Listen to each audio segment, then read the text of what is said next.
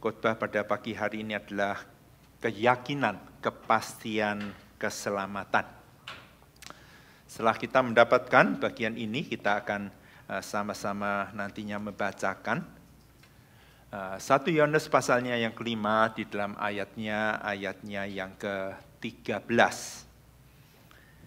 Ya, setelah mendapatkan kita membacanya sama-sama. Semuanya itu kutuliskan kepada kamu, supaya kamu yang percaya kepada nama Anak Allah, tahu bahwa kamu memiliki hidup yang kekal. Ya, sampai sejauh ini pembacaan daripada firman Tuhan. Ya, satu hari Bapak Ibu sekalian, ada seorang rabi Yahudi yang bernama Yohanan ben Zakkai. Beliau sebelum meninggalkan dunia, beliau memberikan pesan kepada murid-muridnya.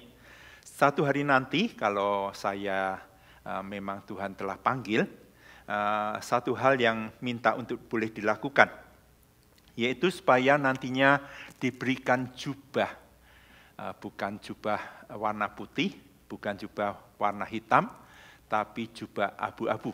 Ya, murid-muridnya menjadi bingung juga dengan permintaan yang satu ini, dan mereka bertanya kenapa. Dan rabi Yahudi ini, Yohanan, dia memberikan alasannya. Ya, karena apabila dia nanti diberikan yaitu jubah berwarna putih, ya, dan kenyataannya dia itu akhirnya nantinya dibuang ke dalam neraka, dia akan merasa malu. Ya. Tetapi sebaliknya, kalau yang terjadi itu adalah dia berpakaian hitam dan pada akhirnya dia itu masuk dalam surga, dia juga akan merasa malu. Ya. Jadi ini Bapak Ibu sekalian, seorang yang tidak mempunyai keyakinan akan keselamatan. Dia tidak punya kepastian. Ya. Bisa saja dia berpikir A, ternyata B. Atau sebaliknya berpikir B, ternyata A, begitu. Ya, sekedar untuk mencari aman, ya dia katakan lebih baik nanti diberikan jubah yaitu berwarna abu-abu. Nah, Bapak Ibu sekalian, hari ini kita akan melihat ya bagaimana apa yang Tuhan ajarkan, kebenaran tentang keyakinan akan keselamatan. Memang banyak sikap yang berbeda ya orang terhadap yang disebut dengan hidup setelah kematian. Ya, saya menuliskan ada 4 hal. Yang pertama, Bapak Ibu sekalian, yaitu orang yang tidak tahu. Ya, Konfusius pada waktu dia di dalam usia yang tidak muda lagi, muridnya itu bertanya soal hidup setelah kematian. Ya, tapi Konfusius dia adalah seorang yang pandai, dia menjawab itu dengan begitu indah melalui satu puisi. Kalau diterjemahkan kira-kira bunyinya demikian, Bapak Ibu sekalian. Ya, kalimat yang pertama dia katakan begini. Kijang lari, kalau perlu itu masih bisa dibidik. Ya, mana lebih mudah membidik satu objek yang diam atau objek yang bergerak. Ya, pasti objek yang bergerak itu adalah sesuatu yang jauh lebih sulit. Sesuatu yang sulit sekalipun, ya, tetapi mungkin masih bisa kita mencarikan jalan keluarnya. Kalimat yang kedua dikatakan, kuda lari pun kalau perlu itu masih bisa dikejar. Sesuatu yang jauh lebih sulit. Ya, siapa yang pernah bertanding melawan yaitu kuda? Ya, nggak akan menang kita melawan kuda. Dan Bapak Ibu sekalian, apa yang hendak disampaikan oleh Konfusius adalah sesuatu yang jauh lebih sulit sekalipun, ya, sesulit-sulitnya sesuatu, ya, itu pun mungkin masih bisa kita mencarikan yaitu jalan keluarnya. Tetapi bicara soal hidup atau hidup setelah mati, ya, siapakah yang akan tahu? Ya, jadi yang pertama Bapak Ibu sekalian, golongan yang pertama adalah orang yang tidak tahu soal kehidupan setelah kematian. Ya. Yang kedua Bapak Ibu sekalian, ini orang yang tidak mau tahu, orang yang tidak peduli, orang yang masa bodoh. Ya. Ini diwakili oleh seorang filsuf ahli pikir daripada Yunani, ya, yang bernama Epikuros. Beliau mengatakan untuk apa dipikirkan hidup setelah kematian? Mati aja juga belum, ngapain dipikirin? Ya, jadi katakan nggak perlu kita memikirkan akan hal itu. Kalau nanti sudah kita mati, itu toh sudah lewat. Untuk apa juga dipikirkan, ya. Jadi belum mati untuk apa dipikiri, tapi sudah mati untuk apa juga dipikiri karena itu toh sudah lewat. Yang pertama tidak tahu, yang kedua itu tidak mau tahu, tidak peduli, masa bodoh. Yang ketiga Bapak Ibu sekalian, orang yang takut menghadapi akan kematian. Ya, kita tahu kaisar yang pertama daripada China yaitu Qin Shi Huang, ya. Itu adalah seorang yang luar biasa sekali yang berhasil untuk bisa mempersatukan ya seluruh Tiongkok pada waktu itu. Bukan hanya itu, tetapi juga berhasil untuk membangun yaitu tembok raksasa yang kita kenal sampai saat ini. Bapak Ibu sekalian, satu hari ini kaisar yang pertama ini dia bermimpi. Dia diajak ke satu dunia yang lain dan di sana dia mengalami ketakutan yang luar biasa. Setelah dia bangun dari tidurnya, dia berketetapan hati. Saya akan membangun satu makam yang sangat besar dan saya tidak mau sendirian. Saya akan mengajak paling tidak yaitu 8.000 tentara yang paling setia yang menjadi ajudannya selama ini. Dan itu yang dilakukan Bapak Ibu sekalian, ya. Satu demi satu patung itu dibuat sesuai dengan wajah daripada pasukan yang setia kepadanya. Dan Bapak Ibu sekalian, setelah itu jadi, yaitu ditaruh dalam satu makam, luasnya itu 25 hektar, ya. Dan Bapak Ibu sekalian, semua pasukannya ini dikubur mati-mati bersama dengan dia, ya, karena dia tidak mau hidup masuki alam baka dengan sendirian. Dan itu Bapak Ibu sekalian itu ditemukan ya tahun 1974 itu di distrik Lindong, ya, Shaanxi, ya, itu di China, terakota 8.000 pasukan yang setia kepada Qin Shi Huang, ya. Jadi Bapak Ibu sekalian, yang pertama orang yang tidak tahu, yang kedua adalah orang yang tidak mau tahu, yang masa bodoh, yang ketiga orang yang takut menghadapi akan kehidupan setelah kematian. Tapi yang keempat Bapak Ibu sekalian, ini adalah orang yang percaya, kita sebagai anak-anak daripada Tuhan. Kita tidak punya ketakutan, justru satu keyakinan di dalam Tuhan. Seorang pendeta yang melayani di London, di kota Inggris, di negara Inggris Bapak Ibu sekalian, Martin Lloyd-Jones, beliau adalah seorang yang sangat setia melayani Tuhan dan banyak dicintai oleh jemaatnya. Ya, sampai usia sudah lanjut, dalam keadaan yang lemah tubuh, terus didoakan supaya Tuhan memperpanjang akan umurnya. Tapi Bapak Ibu sekalian, sampai satu waktu, ya, pendeta Martin Lloyd-Jones dia minta pada jemaatnya, jangan lagi mendoakan saya supaya Tuhan memperpanjang umur saya. Karena saya tidak mau ya dihalangi untuk bertemu dengan penciptaku yang aku layani sampai saat ini. Jadi Bapak Ibu sekalian, kita melihat ya ada yang tidak tahu, ada yang tidak mau tahu, ada yang takut, tetapi kita melihat sebagai anak Tuhan yang benar, ya adanya keyakinan akan kepastian akan keselamatan yang ada. Bapak Ibu sekalian, mungkin kita berkata, itu sih orang yang sok tahu, ya, sok yakin, sok suci begitu, ya. Apakah ada ayatnya dalam Alkitab? Ya, tadi sudah kita membaca Bapak Ibu sekalian 1 Yohanes pasal yang kelima di dalam ayatnya yang ke-13, ya. Semuanya itu kutuliskan kepada kamu, ya. Maksud daripada kitab 1 Yohanes ini ditulis supaya apa? Supaya kamu yang percaya kepada nama Allah, anak Allah, kamu tahu, kamu yakin bahwa kamu memiliki hidup yang kekal. Ada ayatnya Bapak Ibu sekalian. Ini bukan sok kita tahu, sok kita yakin, sok kita suci, tetapi memang justru ini yang disampaikan oleh firman Tuhan. 1 Yohanes pasal yang kelima dalam ayatnya yang ke-13. Saya mengajak Bapak Ibu sekalian, bukan hanya kitab 1 Yohanes pasal 5 ayat yang ke-13. Saya mengajak kita membuka satu ayat lagi, coba kita bisa membandingkan sebentar dengan kitab Injil Yohanes Bapak Ibu sekalian, kitab Injil Yohanes, ya, di dalam pasalnya yang ke-30, pasal yang ke-20.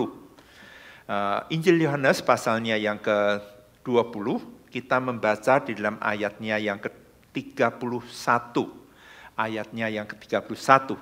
Tetapi semua yang tercantum di sini telah dicatat supaya kamu yang percaya kepada Yesus Mesias, Anak Allah, supaya kamu oleh imanmu memperoleh hidup dalam namanya. Ya, Bapak Ibu sekalian, jangan kita menutup dua bagian ini, 1 Yohanes dan kitab Injil Yohanes dalam pasalnya yang ke-20.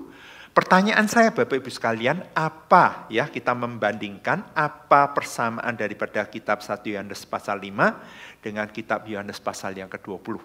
Persamaannya apa? Perbedaannya apa? Ya, yang pertama persamaannya itu adalah sama-sama Yohanes, ya, 1 Yohanes, yang satu adalah Injil Yohanes, yang satu adalah surat Yohanes, yang satu adalah Injil Yohanes. Bapak Ibu sekalian, meskipun namanya berbeda, tetapi penulisnya itu sama, yaitu Rasul Yohanes, yaitu murid daripada Tuhan Yesus. Ya, itu yang pertama Bapak Ibu sekalian. Yang kedua Bapak Ibu sekalian, kalau kita perhatikan tadi 1 Yohanes pasal 5 maupun Yohanes Injil Yohanes pasal yang ke-20 digunakan kata supaya, ya. Dua ayat itu menyatakan tujuan daripada kitab itu ditulis, baik itu 1 Yohanes maupun di dalam kitab Injil Yohanes pasalnya yang ke-20. Yang membedakan apa sekarang? Yang persamaannya yang pertama adalah penulisnya sama, ya, sama-sama menyatakan tujuan daripada kitab itu ditulis. Yang membedakan apa? Rupanya yang membedakan Bapak Ibu sekalian, sekalipun ya penulisnya sama, tetapi alamat tujuan daripada kitab itu ditulis itu berbeda. Ya, saya mulai dulu dari kitab Injil Yohanes. Ya, kitab Injil Yohanes itu ditulis oleh Rasul Yohanes, tetapi ditujukan pada orang yang belum percaya. Ya, sedangkan 1 Yohanes itu ditulis oleh Rasul Yohanes, murid Tuhan Yesus, tetapi ditujukan pada orang yang sudah percaya. Ya, Injil Yohanes pada orang yang belum percaya, 1 Yohanes, surat Yohanes ditujukan pada orang yang sudah percaya. Ya, lah kepada orang yang belum percaya, Rasul Yohanes ini mengatakan apa? Injil Yohanes ini aku tuliskan supaya apa? Kamu yang belum percaya nantinya boleh percaya pada Tuhan. Tetapi kepada orang yang sudah percaya, Rasul Yohanes mengatakan apa? Aku menuliskan semuanya ini, surat Yohanes itu dengan satu maksud tujuan. Supaya kamu yang sudah percaya, kamu tahu, kamu yakin, kamu memiliki hidup yang kekal. Jadi dengan lain kata Bapak Ibu sekalian, gak cukup kamu hanya percaya, tetapi harus sampai satu tahapan di mana kamu tahu dan yakin bahwa kamu memiliki hidup yang kekal. Yang belum percaya, aku mau supaya kamu percaya. Yang sudah percaya, aku mau supaya kamu yakin, kamu tahu bahwa kamu memiliki hidup yang kekal. Ya, ini yang disampaikan oleh Yohanes di dalam surat 1 Yohanes dalam pasalnya yang ke-5. Saya pernah Bapak Ibu sekalian ada kesempatan studi ke Selandia Baru, dan saya waktu itu sudah selesai studi di sekolah teologi yang ada di sana. Selama 4 tahun saya itu bergabung dengan satu gereja Presbyterian yang ada di kota Auckland di Selandia Baru. Dan waktu itu Bapak Ibu sekalian, karena tahu bahwa saya sudah selesai dan akan kembali ke Indonesia, saya bersama dengan satu keluarga, suami istri, kami bertiga, kami diundang ke rumah daripada Bapak Gembala, Bapak Pendeta, dan kami dijamu, ya, makan, minum. Setelah selesai Bapak Ibu sekalian, kami tidak diizinkan pulang, masih ada dessert, masih ada makanan-makanan kecil yang lainnya, ya. Dalam kesempatan itu Bapak Ibu sekalian, teman saya, ya, dia baru lulus, dia duduk, saya ada di sampingnya, dan dia bertanya kepada Bapak Gembala yang sudah senior, yang sudah lanjut usia. Satu pertanyaan yang membuat telinga itu merah Bapak Ibu sekalian. Dia bertanya begini, Bapak Pendeta, ya, kalau hari ini Bapak Pendeta Tuhan panggil meninggal dunia, Bapak kemana? Wah, pertanyaan yang gak enak sekali ya. Pertanyaan yang gak enak kepada pendeta yang jauh lebih senior ya. Pendeta tua ini mengatakan, ya kamu tahu kan ya bagaimana kami melayani dari awal gereja ini ya sampai saat ini ya. Tapi teman saya itu katakan, maaf Pak, bukan itu pertanyaan saya. Pertanyaan saya adalah, kalau malam ini Tuhan memanggil Bapak, Bapak kemana? Dia katakan, ya, kamu melihat kan pertumbuhan jemaat dari hari pertama sampai saat ini. Berapa banyak orang yang datang tiap minggu secara rutin. Teman saya, Bapak Ibu sekalian, dia seperti kesetanan, dia katakan, maaf Bapak, bukan itu pertanyaan saya. Ya, pertanyaan saya adalah, kalau Bapak meninggal malam hari ini, Bapak kemana? Pendeta yang tua itu, Bapak Ibu sekalian, dia tidak menjawab, dia hanya bisa menundukkan kepala, dia mulai meneteskan air mata. Dia tidak bicara apa-apa, dia masuk ke kamarnya. Kami tunggu sekian lama, ternyata Bapak itu tidak keluar. Ya, dan karena sudah larut malam, maka kami minta izin dengan Ibu Pendeta dan kami pulang. Tidak beberapa hari lamanya setelah itu, Bapak Ibu sekalian, Tuhan memanggil yaitu Bapak Pendeta tua tersebut.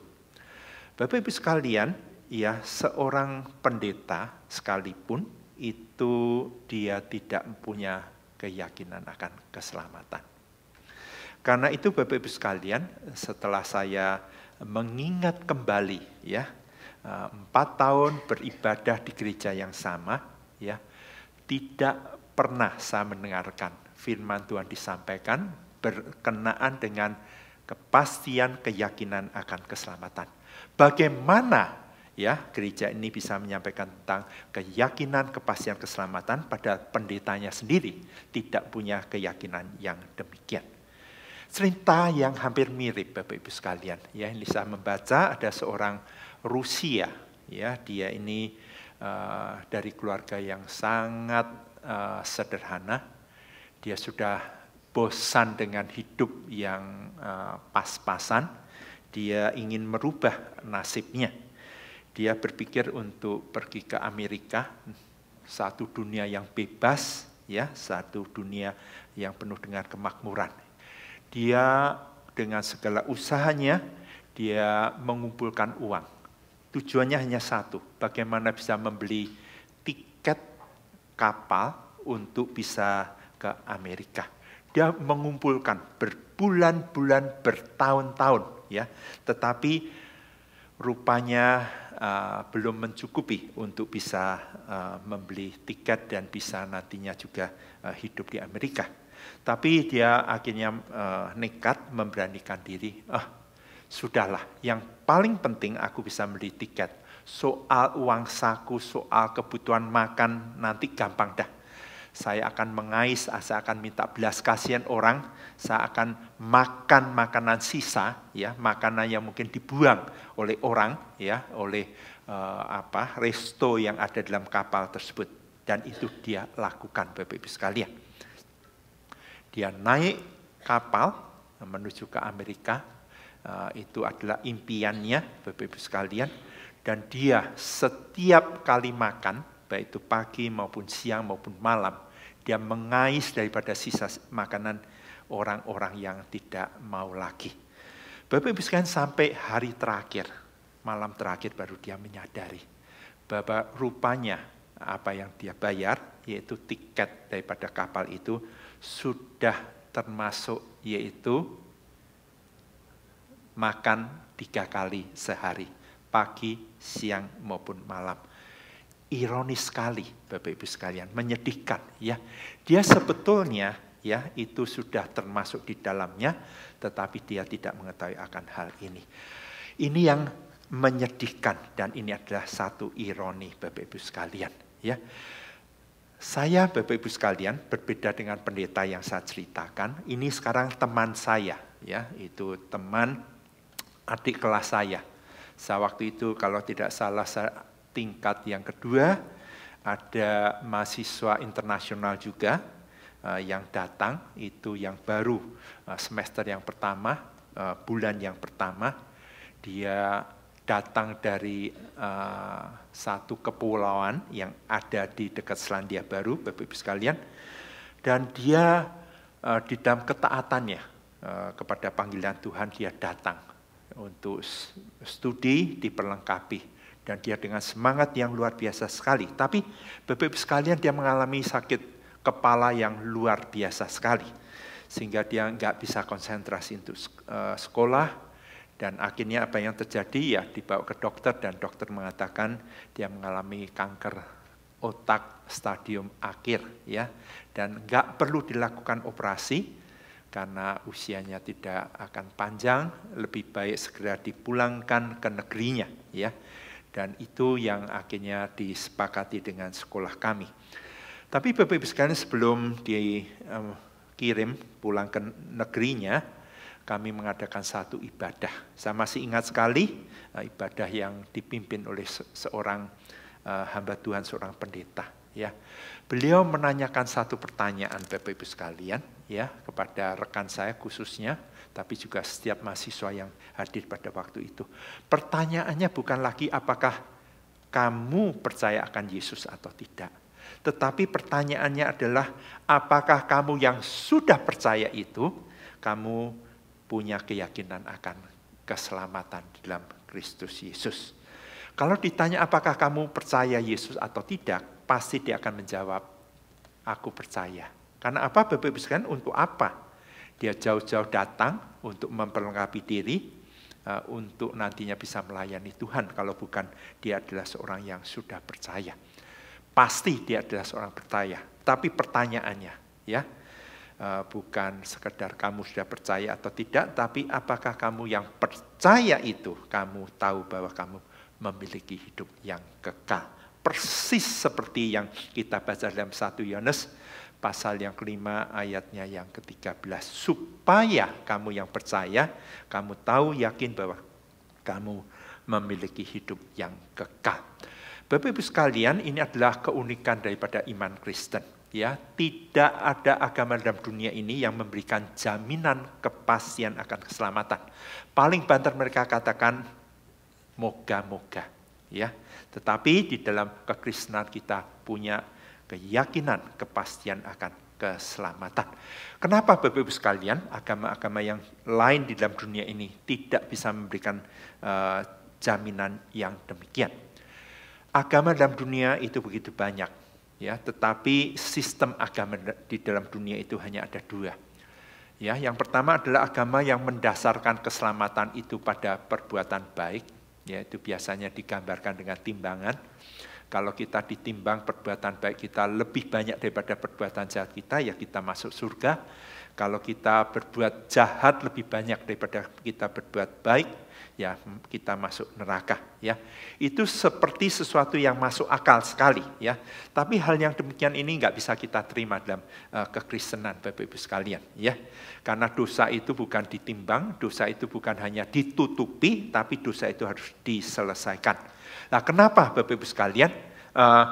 Itu yang pertama. Yang kedua, sistem agama yang mendasarkan keselamatan pada iman percaya, yaitu di dalam Kristus Yesus. Dan ini hanya ada dalam kekristenan. Nah, Bapak Ibu sekalian, kenapa ya agama yang lain itu tidak bisa memberikan satu jaminan yang demikian? Karena mereka tidak pernah tahu apakah perbuatan mereka itu cukup membawa mereka ke surga. Ya, tetapi Bapak Ibu sekalian, kita tidak tergantung pada apa yang kita lakukan, tapi tergantung pada apa yang telah dilakukan Kristus di atas kayu salib bagi kita. Ya, nah kita melihat Bapak Ibu sekalian, ya di dalam Alkitab, ya satu kata yang penting itu kata pengharapan. Nah kalau kita perhatikan, ya di dalam Alkitab, kata pengharapan itu lebih banyak disampaikan dalam bentuk yaitu kata benda, bukan kata kerjanya. Kalau kata kerjanya itu berharap, ya. Berharap itu berarti berharap-harap cemas. Tidak ada kepastian begitu. Tetapi dalam Alkitab banyak digunakan yaitu kata pengharapan di dalam bentuk yaitu kata benda. Maksudnya Bapak Ibu sekalian, benda itu konkret, benda itu bisa dipegang begitu ya. Dan kita melihat satu atau dua contoh di dalam kitab Ibrani Bapak Ibu sekalian. Kitab Ibrani di dalam pasalnya yang ke-6, kitab Ibrani dalam pasalnya yang ke-6, Ibrani pasalnya yang ke-6, kita melihat ayatnya yang ke-11, Tetapi kami rindu supaya kamu masing-masing menunjukkan kesungguhan yang sama untuk menjadikan pengharapanmu suatu milik yang pasti sampai pada akhirnya. Ya. Jadi seperti tadi sudah saya katakan, dalam Alkitab lebih banyak digunakan bukan kata kerjanya, berharap atau berharap-harap cemas. Kita boleh berharap tapi tidak ada kepastian, ya. Tetapi digunakan kata pengharapan, kata bendanya, ya, seolah-olah suatu yang konkret, sesuatu yang bisa kita pegang, ya. Menjadikan pengharapanmu itu suatu milik yang pasti sampai pada akhirnya. Atau masih dalam Ibrani pasal yang ke-6 ayatnya yang ke-19, ayat yang ke-19. Pengharapan, ya, sekali lagi kata bendanya bukan kata kerjanya, ya. Pengharapan itu adalah sau, itu jangkar, anchor yang kuat dan aman bagi jiwa kita yang telah dilabuhkan sampai ke belakang tabir. Ya, kita tahu kalau itu kapal di lautan, mereka membuang sau, membuang jangkar, dan mungkin ada ombak yang besar, tetapi karena jangkar yang kuat itu akan menahan kapal itu untuk tidak lari kemana-mana. Itu yang disebutkan pengharapan di dalam kitab Ibrani pasalnya yang ke-6. Saya mengajak kita melihat beberapa ayat lagi. Kita melihat dalam kitab Roma, ini ayat yang baik Bapak Ibu sekalian. Kitab Roma dalam pasalnya yang ke-8. Kitab Roma pasalnya yang ke-8. Kitab Roma pasalnya yang ke-8, kita membaca satu ayat saja, ayatnya yang ke-30. Roma pasalnya yang ke-8, ayatnya yang ke-30, ya. Ini disebutkan yang disebut sebagai rantai daripada keselamatan. Dan mereka yang ditentukannya dari semula, mereka itu juga dipanggilnya. Dan mereka yang dipanggilnya, mereka itu juga dibenarkannya. Dan mereka yang dibenarkannya, mereka itu juga dimuliakannya. Dimulai dengan ditentukan, lalu dipanggil, lalu dibenarkan, dan kemudian itu dimuliakan. Kalau kita melihat di dalam Alkitab bahasa Inggris itu mungkin lebih jelas. Karena itu bentuknya adalah past tense semua. Bentuk lampau, ya, telah ditentukan, telah dipanggil, telah dibenarkan, telah dimuliakan. Pertanyaannya saya, Bapak Ibu sekalian, kita ditentukan, kita sudah ditentukan, iya. Kita sudah dipanggil, sudah dipanggil, sudah dibenarkan, sudah dibenarkan. Kita sudah dimuliakan, sebetulnya belum. Kita nantinya baru akan dimuliakan. Tetapi Bapak Ibu sekalian, Rasul Paulus dengan yakin sekali, dia mengatakan kita telah dimuliakan. Ini dimungkinkan di dalam tata bahasa Yunani. Sesuatu yang belum terjadi, tetapi begitu pastinya itu akan terjadi di masa yang akan datang. Itu seolah-olah dianggap sudah terjadi, ya, sesuatu yang belum terjadi, ya, tetapi sedemikian pastinya itu akan terjadi dalam masa yang akan datang, ya, itu seolah-olah bisa dianggap sudah terjadi dan itu dimungkinkan di dalam tata bahasa yaitu bahasa Yunani, ya. Ini adalah satu keyakinan yang disampaikan dalam kitab Roma pasalnya yang ke-8. Ya, kita akan lanjutkan masih kitab Roma dalam pasalnya yang ke-8. Saya mengajak kita melihat ayatnya yang ke-35.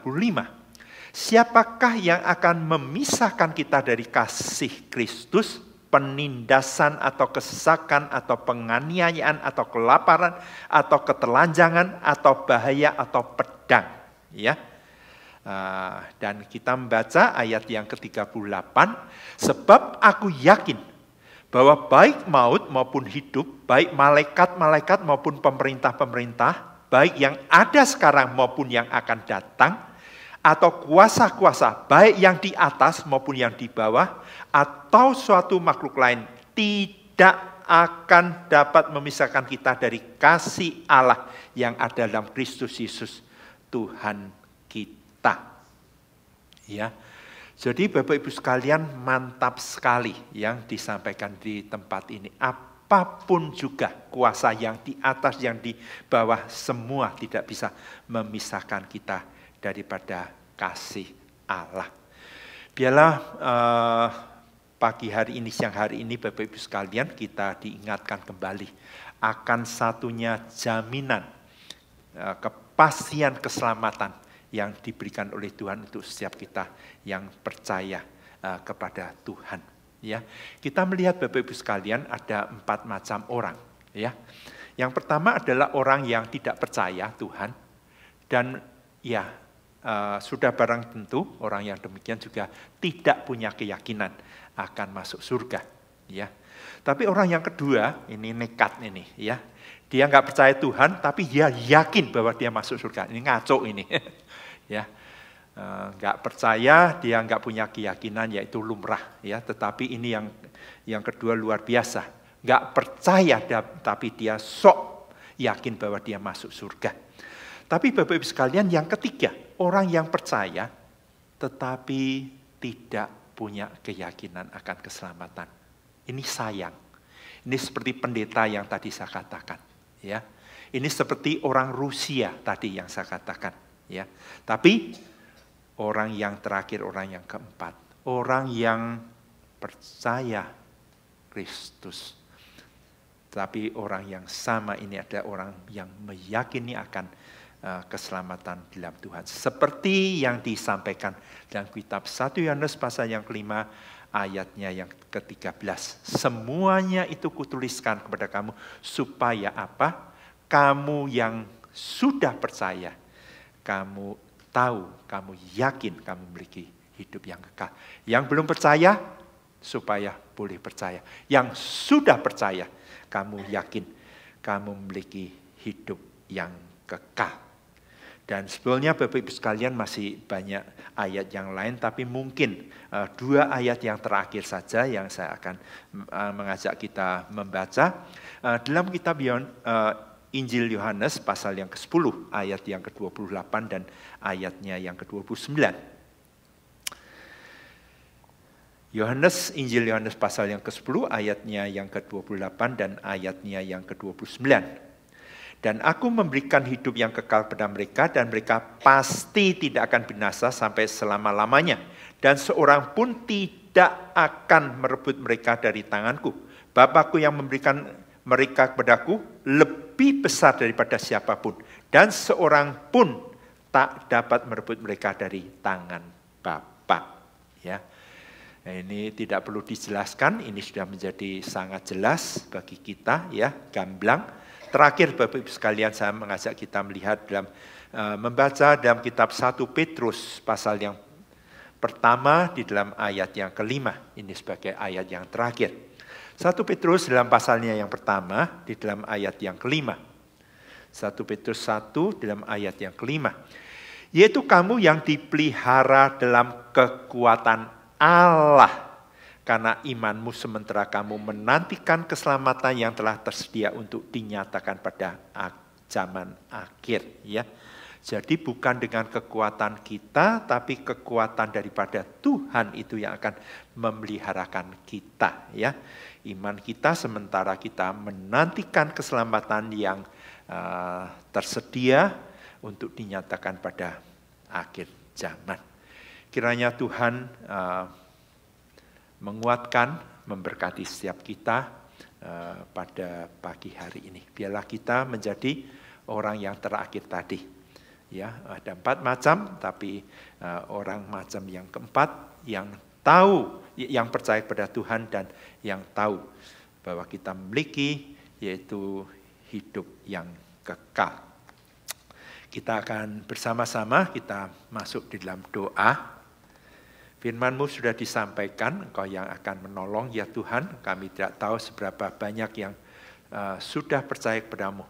Kami yang percaya kepadamu ya Tuhan, biarlah sungguh ya Tuhan, sesuai dengan apa yang sudah kami baca dalam kitab 1 Yohanes pasal yang kelima. Supaya kami yakin, kami tahu bahwa kami memiliki hidup yang kekal. Engkau tolong kami supaya kami tidak lagi ragu, bimbang, diombang-ambingkan, tetapi kami boleh mensyukuri untuk keselamatan yang besar yang Kau berikan kepada kami. Kami berdoa, memanjatkan semuanya hanya di dalam nama Tuhan Yesus Kristus. Amin.